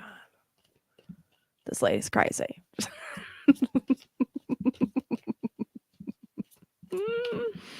Yep. Wow, there it is. Wow, what a Virgo card.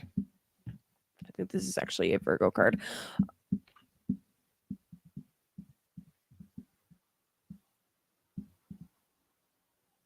No, it's not. It's a Taurus card. Anyway, 6 of Pentacles. 6 of Pentacles, Virgo. Cha-cha-cha. So,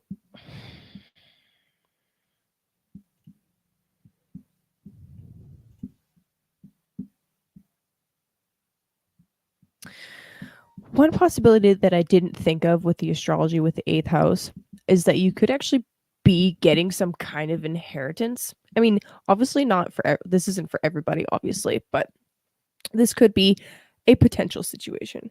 You could be getting some kind of inheritance, some kind of like the term like equalization payment is what came up for, is what came to mind. But that's a government thing. But someone could be paying back a debt, right? Or you could be paying back a debt.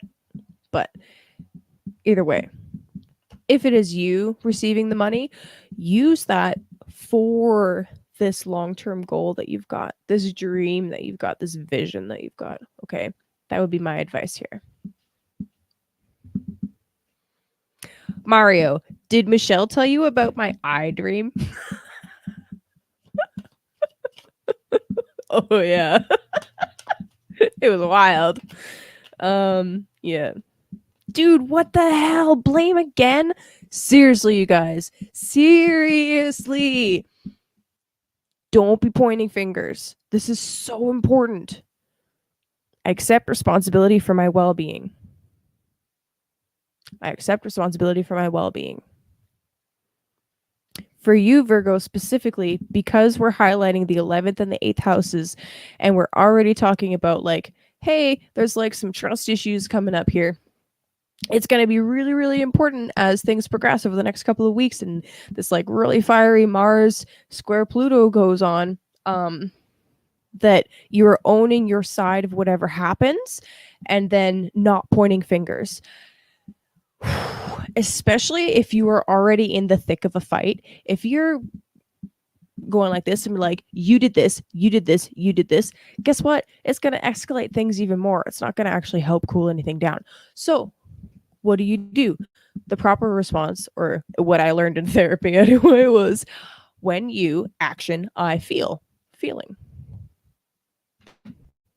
I don't know why that's so hard for people. It's really hard for people to do that, but that's going to be a really important skill. Okay, really important skill. But yeah, I just want to come back to the 6 of Pentacles real quick. That's interesting. Make sure also that you're not lending out too much, right? Like if it will hurt you, if they don't give it back, don't do it.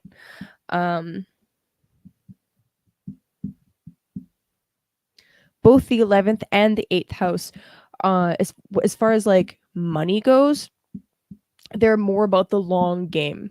They're not the short game wins, they're the long game wins. Okay, so also keep that in mind.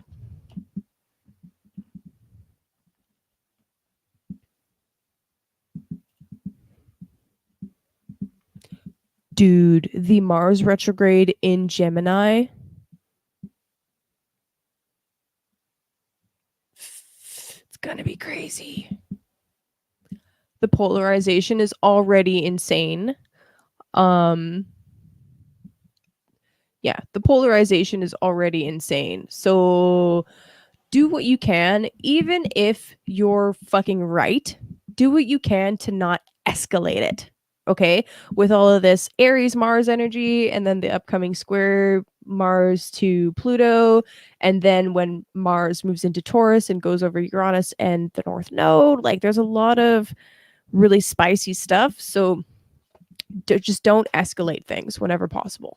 You know,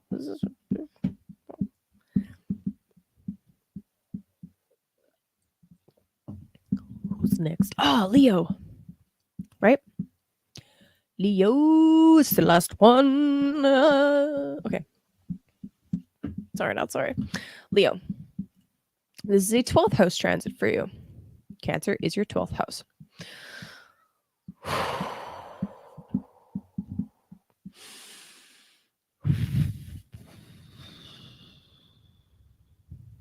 New moon in the 12th house. Okay, first of all, I said this to Cancer last season. I'm going to say it to you this season, especially if you're a Leo rising. When the sun is in your 12th house, it is okay to rest a little more. It is okay to chill out a little bit and allow things to just kind of wind down a little bit until the sun moves into Leo. If you feel a little more tired, like you need to rest, it's okay to do that. Give yourself permission to do that because it's a 12th house transit. 12th house is the subconscious. It's the subliminal realm. It is the dream realm. It is the spiritual realm. It's not an active realm. It's the realm of endings, new beginnings, but endings and our self-undoing. So literally just chill, and that's it's okay if you chill. The square for you is coming from your 9th house. The 9th house can be teachers, can be publications, can be higher education, can be a lot of different things. But really, in essence, this is talking about your intuition or even your spiritual or religious upbringing. That can be 9th house. Disagreeing with your beliefs now. That can be a challenging square. It can also be what you think is your intuition or what your education tells you it is. Again, disagreeing or challenging, say a dream, a message that you got from your dream, or again, your beliefs, right? This is the only thing that's coming to mind right now. Sorry. But those are big themes for you. Yeah. But with Jupiter being the one that's in your 9th house, Jupiter's a powerful planet. Okay. Don't underestimate the power of this. You could be putting out a significant amount of stuff, like a lot of just work constantly, publishing, just putting it out. And no, I'm not talking about you, Chance, but I'm kind of talking about you, Chance. Not just you, it's Leo energy, okay? And this isn't a bad thing. It's not a bad thing to be putting out work. That's a great thing to do, obviously. But the square here is just sometimes there's a need for quiet time too. That's what the 12th house is. It's about meditation. It's about chilling a little bit. It's about going off into the woods by yourself and it being okay to be by yourself and in the quiet. And sometimes we set ourselves up for some kind of a pace or a standard. And it's like, this is the standard that I must keep all of the time. I have to do this much, and this is the bar, and I absolutely cannot go lower. But when you're going through a 12th house transit, like a new moon conjunct Lilith in the 12th house, sometimes you have to take a bit of a step back temporarily. Doesn't mean forever, but if you feel yourself getting ungrounded or yeah, I'm just going to keep it like that. If you feel yourself getting ungrounded, it's okay to like step back a little bit. Oh my God, I stopped looking at the comments for a minute. So many. Jesus Christ. That's funny. You're riding chariots? That's funny. Oh, chariots are racist. Oh my God. That's so funny. No, it's not chance.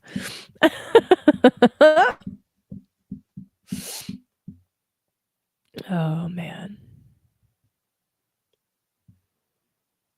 Taking some time for One Flew Over the Cuckoo's Nest, but in a good way. That's okay. I'm just reading questions, guys. Sorry.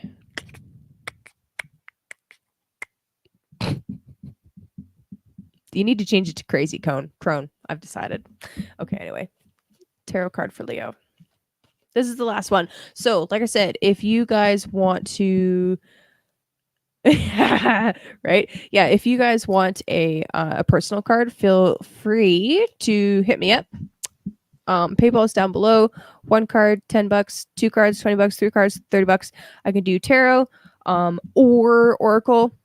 You know, you can let me know. I'll assume you want tarot, but I can do either. And let me just open it up. Actually, da da da da da da da da da da da da. Devin, I got you.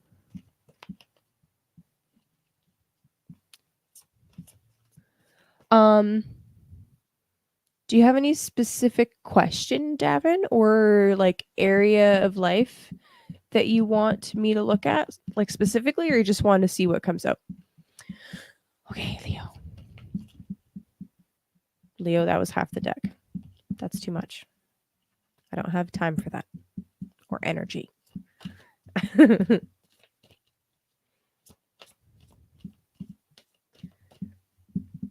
Cuckoo, cuckoo.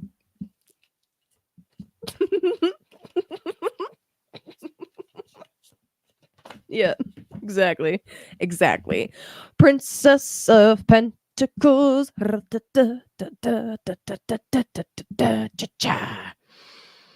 You know what I love about this card? First of all, she's super cute. Look at her. She's like, I kind of like this, but I'm not sure what I'm going to do with it yet. It's kind of cool. It's a little bit shiny. It's perfectly round, but like, where am I going to put it? What am I going to do with it? I like it.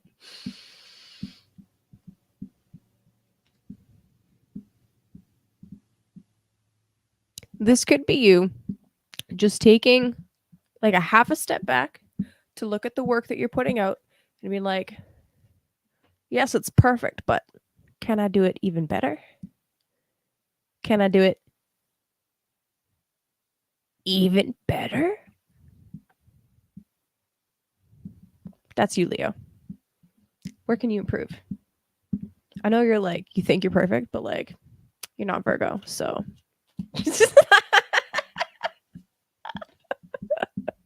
That's funny. Looking at the astrology summer forecast.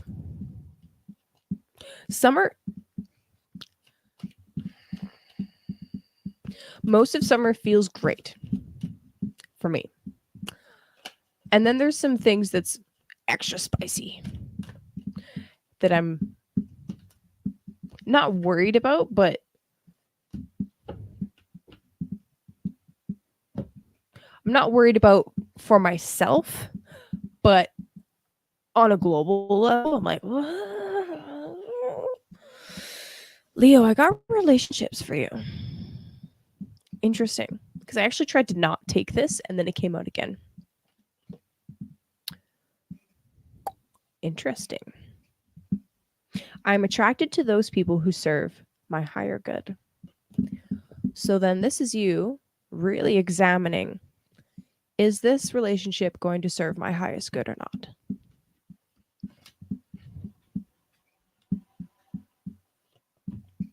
Oh, okay. You want a tarot card specifically about your summer. I'm attracted to reptilians. Juan.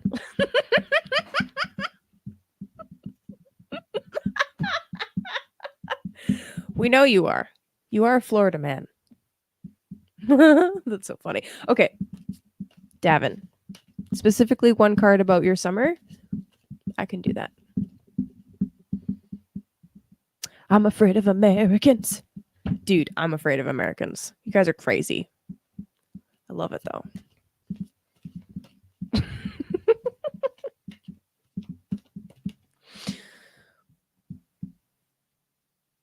Just want to make sure that that is what you want me to pull a card for, Davin. Okay. Please confirm.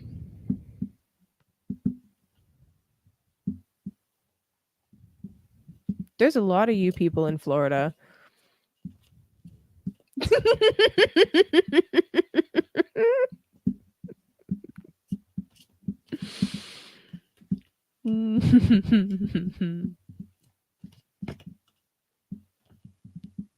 Davin, do you want a card for your summer?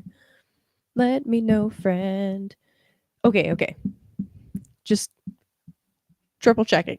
Didn't want to pull it before I was ready. Okay, hold on. Shh, Jake. I don't want to hear it from you.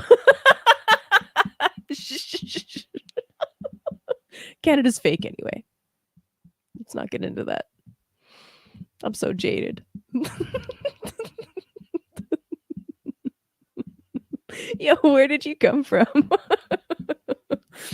Oh, man. Okay. A card for Davin for the summer.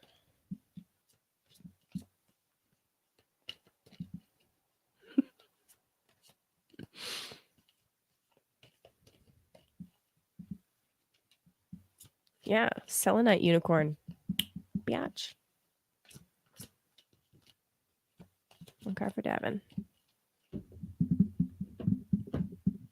My deck wants me to shuffle. Real proper. Okay, fine. Do you guys' decks talk to you? Wands will. Wands is going to talk to him. Dude. If Juan put out a Juan to Juan tarot deck, I'd buy that shit. I'd buy that immediately. Just saying.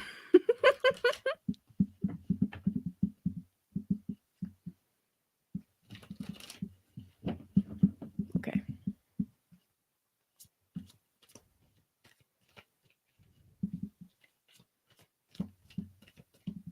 Davin Summer. Come on.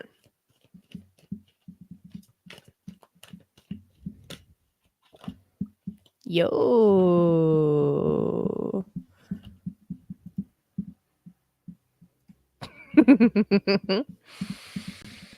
Rebirth.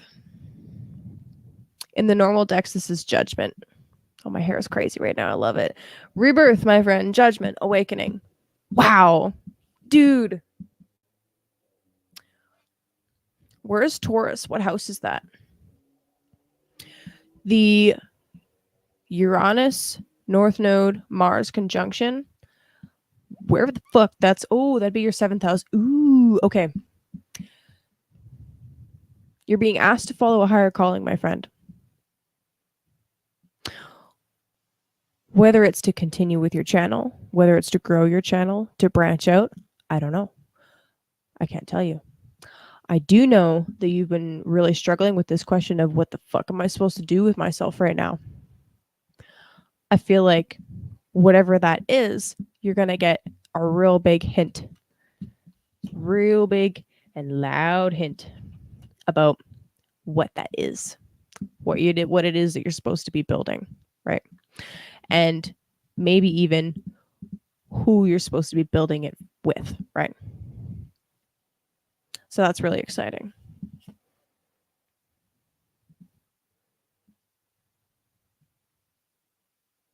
That's fun. I love it. Okay, my friends.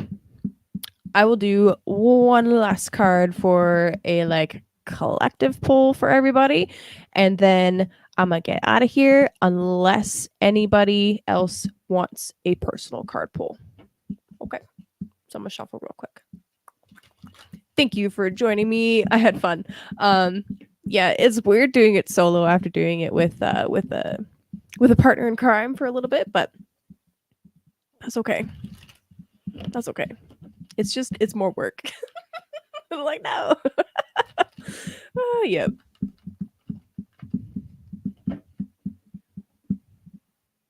What was the dangerous question? I forget.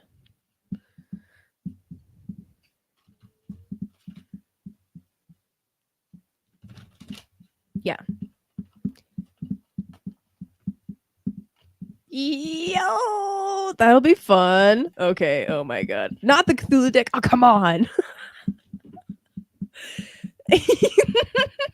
Yes, the Chululu deck.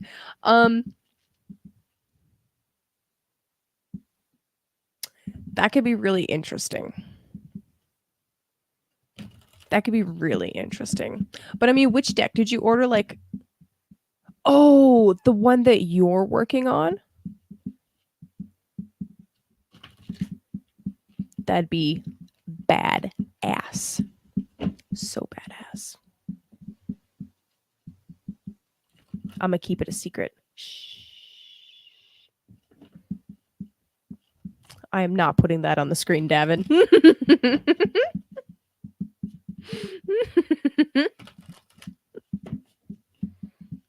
Okay.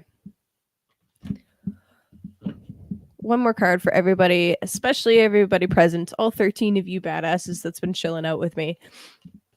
I appreciate you. And anybody else that's going to see this later in the future, I appreciate you too. Whoa. Whoa. We are in our feelings. We got the Ten of Cups. And we got the Princess of Cups reversed. So here's your new moon energy. This is everything that you want. This is everything that you need to feel nourished and safe and healthy and happy. And like you can go out into the world because you're supported at home. And there's this Lilith energy of there's this empty hole that we're trying to fill. And we need to be filling it not with junk, but with spirit. Right? Our connection to the divine. That's what we need to be focusing on. Oh, Rachel. Hello, Rachel. We missed you, but it's okay. I hope you had fun with Benjamin today. Hey, that rhymed. Okay, and we got... Wow, I'm fucking shocked that Blame didn't come out again. Not gonna lie. I would have just ended the stream like, and we're done. Bye. So we got balance again for everybody. Balance. I bring a state of perfect harmony into my world, and I do so without judgment. This is you know, trying to keep a balanced perspective, making sure that when you are getting threw that over my shoulder, making sure that when you are getting like really caught up in your emotions, that you chill out a little bit, put a pause on, just like take a step back, okay? And then forgiveness. I acknowledge that harboring resentment blocks the flow of love. There you have it, folks. Thank you guys. I appreciate you. All right, my friends. Kaboom. Kaboom. If there are last call. Okay. I just had a George Thorogood song stuck pop into my head. I want a bourbon. I want scotch. I want beer. Anyway, I hope you guys have a good night. I'm just gonna just wait for just a couple minutes, just in case there's anybody that came late that wants a personal reading. If not, yeah, dude, you're wonderful, and I exactly, Cody, 100%. I'm so stoked that you got to go on with Benjamin and do your thing. Also, it's episode number 42 for Odin's Alchemy. So, and talking about a subject that I'm personally working very hard on. So I'm gonna be going back to watch that for sure. Peace, Gabriel. There's so much good content out there. How do you even pick? Okay. All right, friends. I love you all. I hope you have a good night. Nourish your roots with the proper nourishments. the proper nutrients, and you'll make it through this. Big message that came out repeatedly from multiple signs. Don't point fingers. Make sure that you're taking responsibility for your side of stuff. And have a wonderful night. Peace.